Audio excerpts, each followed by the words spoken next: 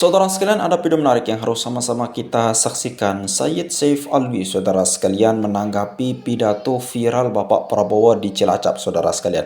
Salah satunya, beliau nanti akan mendukung penuh apapun kebijakan Bapak Prabowo, terutama yang berkaitan dengan pengusiran orang-orang atau kelompok yang tidak setuju atau tidak sepaham dengan kebijakan-kebijakan yang sangat luar biasa dari pemerintah Prabowo, saudara sekalian. Keselengkapnya, mari kita sama-sama simak video berikut. Silakan. Memeh imigran Yaman ke Indonesia, para wali turunan Rasul geus datang ke Nusantara tanpa perang, tanpa menghinakan anak bangsa pribumi ataupun bumi putra. Mereka sudah menyebarkan Islam dan berhasil mengislamkan Nusantara. Betul. Andaikan para wali Songo tidak lebih dulu datang ke Nusantara, niscaya kalian imigran Yaman tidak akan diterima di Indonesia, karena kalian cuma menggadang-gadang nasab kalian saja. Betul. Sekarang ngomong wali Songo nggak ada keturunannya, kepret wah gitu. Tuh mah, setuju? Awas, hati-hati. Kalau ada orang zaman sekarang tinggal di Indonesia dan baru beberapa generasi keturunan, kemudian menyombongkan nasab mereka, lantas mengintimidasi umat yang merupakan bumi putra Indonesia. Jangan pribumi, lebih bagus bumi putra, karena istilah pribumi ini dipakai atau digunakan istilahnya oleh kolonial Belanda dulu, ya, inlander, overdammer. Ketika ada anak-anak turunan Yaman yang baru beberapa generasi di Indonesia dengan memakai nasab mereka yang ternyata untuk mengkerdilkan teman-teman atau saudara-saudara bumi putra, mereka yang hanya ingin hidup nikmat dengan cara memerah keringat umat yang cuma bermodal nasab untuk ngasab demi nasib, dan mereka mengintimidasi umat dengan kualat. Mereka juga ngobrol janji syafaat, maka mereka adalah orang-orang yang tidak punya modal untuk berkompetisi di negeri kita Indonesia. Jika mereka mengkerdilkan kaum bumi putra, maka enyah saja dari Nusantara pergi ke sana, ke Yaman, tempat leluhur kalian. Betul. Usir saja yang seperti itu. Kenapa? Ini cerita nyata. Di dalam Al-Quran ada cerita tentang imam besar, tentang imam besar apa? Ibelis, imam besar belis. Lah bagaimana enggak imam besar? Lawang dulu Azazil itu sampai menjadi pimpinan para malaikat, betul tidak? Super power. Azazil itu alim. Azazil itu alim. Azazil itu abid. Alim itu banyak ilmunya. Abid adalah ahli ibadah. Bahkan Azazil itu, iblis itu makrifat. Bahasa lainnya wali lah. Azazil itu makrifat. Lah ngobrol dengan Gusti Allah itu langsung kok. Lah jenengan gimana? Ayo, ada nggak di sini? Itu bukan meripat, bukan makrifat, meripat nih jenengan. Nah, iblis ini bahkan pernah menjadi pimpinan para malaikat. Tinggalnya di mana? Di negeri yang subur makmur, jannah, surga, ya kan? Subur makmur, buah-buahan gampang seperti di Cikosal, gitu kan? Seperti di Cikosal, subur makmur. Tapi ketika diuji oleh Allah, saat Allah menciptakan Nabiullah Adam alaihissalam, Allah memerintahkan seluruh makhluknya untuk sujud menghormat kepada Adam. Maka seluruh makhluk sujud hormat kepada Nabi Adam, illa iblisa aba wastakbara wa kana minal kafirin. Iblis menolak. Bahkan makna aba ini dia gumeden, menolak dan gumeden, merasa angkuh, merasa andaikan Allah memberikan izin kepadaku untuk mengurus seluruh makhluknya, aku pasti mampu. Ngapain aku harus sujud kepada Adam? Dan kenapa Allah harus menjadikan Adam sebagai khalifah? Inni ja'ilun fil ardi khalifah. Kenapa Allah akan menjadikan Adam ini sebagai khalifah? Begitu. Aku yang lebih mampu. Kenapa? Iblis menyombongkan nasabnya. Bagaimana iblis menyombongkan nasab? Emang iblis anaknya siapa? Khalaqtani min narin wa khalaqtahu min tinin. Ya Allah, kau ciptakan aku dari api. Iblis bin sene. Jadi iblis bin sene. Jadi iblis teh bin sene. Mantap ayeuna lamun aya anu hirup butuh nasene eta iblis. Naon? Udud. Entong di pareman. Kembali.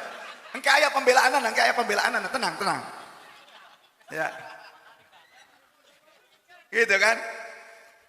Sabab mun teu aya seuneu moal hirup eta udud, bener teu? Nah, anu hirup ngandelkeun seuneu merasa dia adalah bin seuneu itu iblis. Cek tukang ududkeun bae. Da lain urang nu disebut iblis udud. Urang mah justru rek meakeun iblis, ngadurukan iblis. Tah, itu cok tuh. Hidup iblis. Aduh, hidup lah. Bebas. Udud dulu kan gitu. Nah, iya. Terus betul. Jadi lamun aya jelema ngabela-belaan ngabanggakeun nasab tapi untuk mengkerdilkan bangsa Bumi Putra, untuk mengkerdilkan orang Cikesal, orang Brebes, orang Jawa, orang Indonesia karena teu pati mancung, karena teu jiga Arab, namun aya mereka yang membanggakan nasabnya dan mengintimidasi kita warga Bumi Putra supaya kita ini tidak kualat, kudu memenuhi keinginan mereka. Kalau tidak memenuhi keinginan mereka, kalau tidak menyediakan uang 99 lembar yang ratusan ribu, kata mereka kita akan kualat dan tidak akan dapat syafaat. Yang seperti itu satu kata sesuai komando saya, lawan. Setuju? Ini jangan-jangan di sini banyak korbannya nih kayaknya. Kok semangat banget, bener ya? Karena tadi di sana juga kiai-kiai banyak bib katanya yang jadi korban, termasuk saya katanya. Itu yang ngomong ke saya tuh kiai nyeker. Ya, itu didatangi dari Jakarta. Saya bilang, kiai lain kali ada yang seperti itu usir saja. Ya kan? Setuju nggak? Nah ini kata Gusti Allah kepada iblis. Iblis itu makrifat. Kalau ada sekarang ngaku-ngaku Habib, makrifat aja enggak, masuk surga aja enggak, gitu kan? Belum pernah merasakan surga. Nah ini iblis yang sudah di dalam surga, sudah menjadi pimpinan malaikat, abid, ahli ibadah, alim, banyak ilmunya, diusir oleh Gusti Allah. Fakhruj minha fa innaka rajim. Engkau makhluk yang terlaknat, yang terajam. Engkau telah aku tetapkan menjadi makhluk yang tidak diridhoi, menjadi makhluk yang terlaknat sampai nanti selama-lamanya. Berarti diusir. Ketika terusir dari surga, itu iblis, dasar iblis, diusir oleh Allah dari surga, padahal dia yang melakukan kriminal. Bagaimana melakukan kriminal? Ya tadi, dia menantang ketetapan Allah. Iblis ternyata dia masih tetap saja menyalahkan Allah, telah mengkriminalisasi, telah mengkriminalisasi milik kita. Jadi iblis itu melakukan kriminal, ya pembangkangan, kesombongan, juga pembangkangan. Gak mau kan sujud menghormati Adam, gak mau. Sujudnya bukan ta'abud, tapi ta'ziman wa takriman li amrillah. Mengagungkan perintahnya Allah, nurut kepada Gusti Allah. Tapi nolak, bangkang iblis. Ya, kumeden dengan nasabnya bin sene. Iblis bin sene. Maka ketika Allah mengusirnya dari surga, iblis menyalahkan Gusti Allah. Lantas iblis ngancem-ngancem.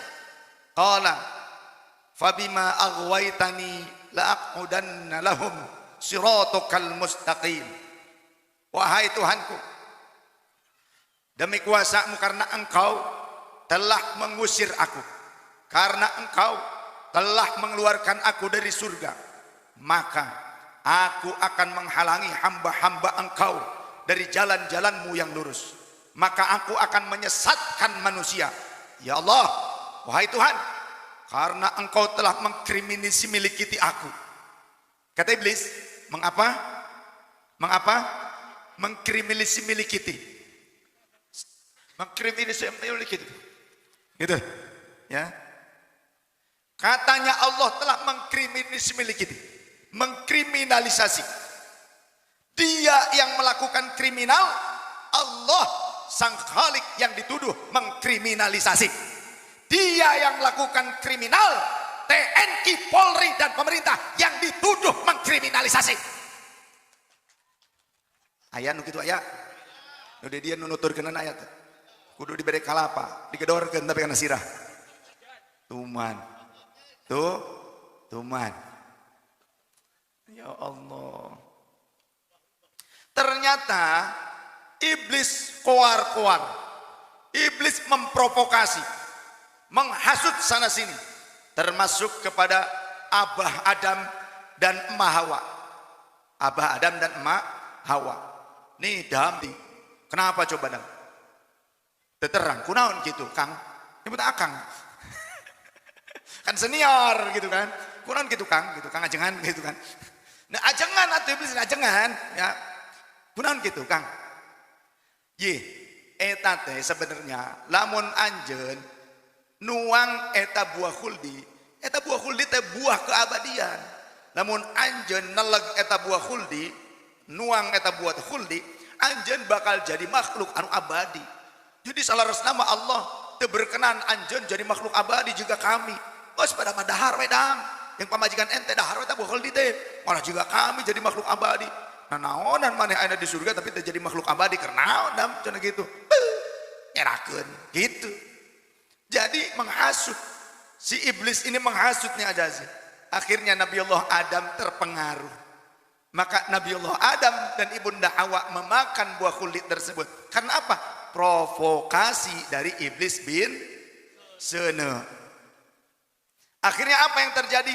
Maka Nabi Allah Adam pun seolah-olah terusir dari surga bersama Ibunda Hawa. Bahkan dipisahkan jauh tempatnya. Bahkan dalam keadaan telanjang bulat. Tidak pakai selembar pakaian pun Allah menurunkannya ke bumi pada saat itu. Oleh karenanya, bagi kita kaum Bumi Putra, wahai saudara-saudariku, jangan mau diperbudak dengan gaya perbudakan model baru yang mengatasnamakan atau menggunakan nasab yang tujuannya untuk memperbudak warga Bumi Putra yang dilakukan oleh mereka anak-anak turunan imigran Yaman ataupun Arab yang mereka menganggap kita ini seolah-olah adalah kaum marginal atau kelompok masyarakat yang berada di bawah kelasnya dibandingkan mereka. Padahal mereka juga pernah mengatakan dalam orasinya di Monas, wahai kalian, kami ini majikan kalian, kami ini pemilik bangsa ini, maka kalian harus nurut kepada kami. Pret. Kumaha? Pret. Lebih parade kutukup pret. Sebelum mereka kakeknya datang ke Indonesia, Nusantara ini memiliki peradaban yang besar. Kerajaan-kerajaan tangguh ada di Nusantara. Bahkan ketika sejarah mencatat Mongolia mampu menguasai negara-negara besar yang lainnya, hanya Indonesia yang tidak mampu dikuasai oleh Mongolia. Karena itu bukti Indonesia, Nusantara memiliki kerajaan-kerajaan yang tangguh, peradaban yang kuat. Ada keturunan raja-raja di Nusantara, termasuk orang Cigesal. Kalau dites DNA, di dalam darah Anda ada gen Prabu Siliwangi. Itu membanggakan bagi kita. Saya kalau ke Prabu Siliwangi, dari ibunya Eyang, Sayyid Ahmad Zakaria, punya ibu namanya Ibu Sabnamah. Nah, pancernya ini dari Prabu Siliwangi. Saya punya catatan silsilahnya sampai ke Prabu Siliwangi. Jadi di dia ge aya getih Prabu Siliwangi. Nya teh. Jadi lamun aya nu ngece-ngece dulur turunan Pasundan, maka enyah siati Indonesia. Enyah siati Indonesia. Balikkan itu kayaman. Betul tak? Kalau kalian pergi ke sana kami terima kasih. Kenapa?